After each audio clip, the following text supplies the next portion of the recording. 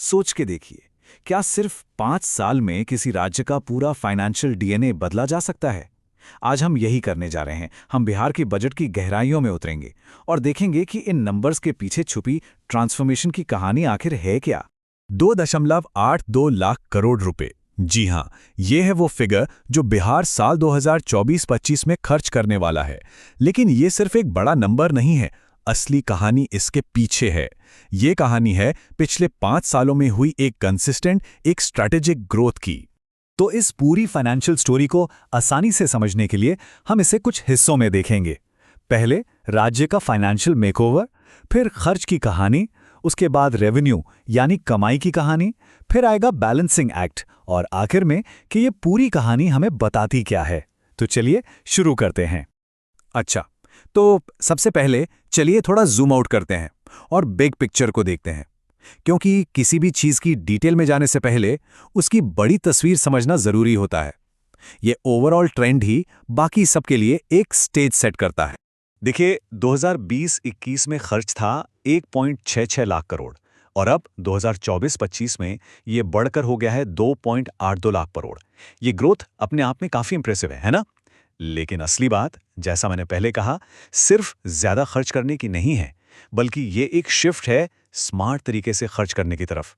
एक सोची समझी स्ट्रैटेजी है फ्यूचर में इन्वेस्ट करने की। इस पर हम आगे और डिटेल में बात करेंगे।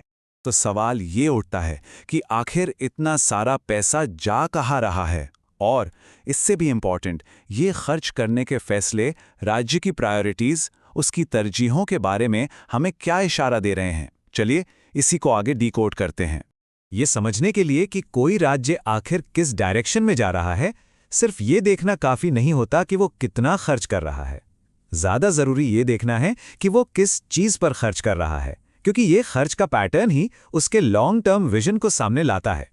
इसको ना एक सिंपल से एग्जाम्पल से समझते हैं। सोच लीजिए, रेवेन्यू एक्सपेंडिचर है आपके घर के महीने के बिल भरना, जैसे सैलरी, सब्सिडी, जो घर को चलाए रखता है। वहीं दूसरी तरफ कैपिटल एक्सपेंडिचर है घर में इन्वेस्ट करना, जैसे नए रोड्स, स्कूल्स, हॉस्पिटल्स बनाना। मतलब एक से सिस्टम चलता रहता है और दूसरे से फ्यूचर बनता है। सिंपल। और यहां हम उस शिफ्ट को आंखों के सामने देखते हैं। नंबर्स पर गौर कीजिए। कैपिटल एक्सपेंडिचर का हिस्सा यानी फ्यूचर बनाने वाला इन्वेस्टमेंट 15.8% से बढ़कर 22.3% हो गया है। और ये कोई इत्तेफाक नहीं है, ये कॉन्शियस डिसीजन है, आने वाली जनरेशन्स के लिए एसेट्स खड़े करने का फैसला। लेकिन एक मिनट, इसका मतलब ये नहीं कि राज्य इंफ्रास्ट्रक्चर में इन्वेस्ट करते हुए अपनी कोर रिस्पॉन्सिबिलिटी भूल गया है। बिल्कुल नहीं।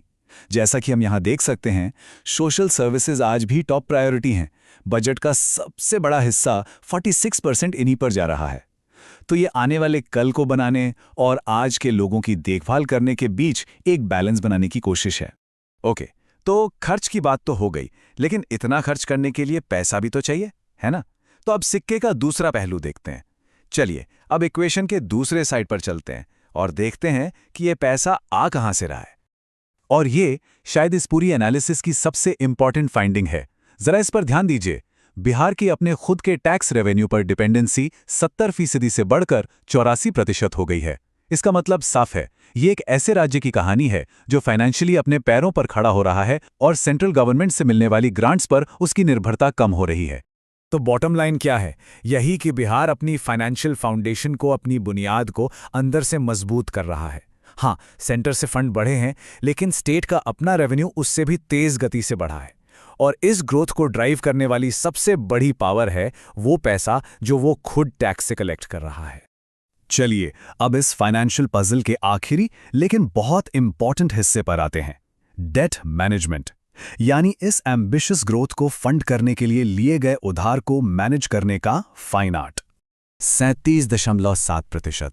ये नंबर याद रखिएगा। ये बिहार के टोटल आउटस्टैंडिंग डेट का उसकी जीएसडीपी यानी ग्रॉस स्टेट डोमेस्टिक प्रोडक्ट से रेशियो है। आसान भाषा में राज्य की पूरी इकोनॉमी के साइज के मुकाबले उसका कर्ज। तो सवाल यह है कि ये ज्यादा है या कम? चलिए इसको आगे समझते हैं। देखिए, कुल आउटस्टैंडिंग डेट है 3,74,000 करोड़ से थोड़ा ज्यादा। इसे मॉडरेट बोरोइंग कहा गया है, मतलब अंधाधुंध उधार नहीं लिया गया। और इंटरेस्टिंग बात यह है कि इसका 84.6% पब्लिक डेट है और उस पब्लिक डेट का भी लगभग 84% इंटरनल सोर्सेज से आता है, जैसे मार्केट लोन्स। इसका मतलब ज्यादातर कर्ज सेंटर से नहीं बल्कि राज्य ने अपने सोर्सेज से उठाया है, जो उसे अपने फाइनेंशियल फ्यूचर पर बेहतर कंट्रोल देता है। तो अब इन सारे अलग अलग पीसेस को जोड़कर पूरी तस्वीर देखते हैं। ये 5 साल का फाइनेंशियल ट्रांसफॉर्मेशन, ये बदलाव हमें बिहार के सफर के बारे में आखिर बताता क्या है? तो जो अहम बातें निकल कर आती हैं वो ये हैं। पहला, खर्च में एक बड़ा शिफ्ट हुआ है। डेली के खर्चों से ज्यादा लॉन्ग टर्म एसेट्स बनाने पर फोकस किया गया है। दूसरा, कमाई में शिफ्ट हुआ है। राज्य अपने खुद के टैक्स रेवेन्यू पर ज्यादा निर्भर हो रहा है, जो एक आर्थिक आत्मनिर्भरता का संकेत है। और तीसरा, एक बैलेंस्ड अप्रोच अपनाया गया है, जहां स्ट्रेटेजिक इन्वेस्टमेंट के साथ साथ डेट को भी मैनेज किया जा रहा है।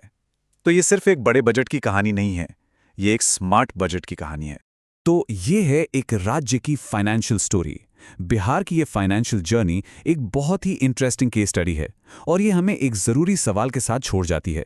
क्या ये मॉडल, ये ब्लूप्रिंट, इकोनॉमिक ग्रोथ और आत्मनिर्भरता की राह पर चल रहे दूसरे राज्यों के लिए भी एक सीख हो सकता है? ये एक ऐसा सवाल है जिस पर गौर करना ज़रूरी है।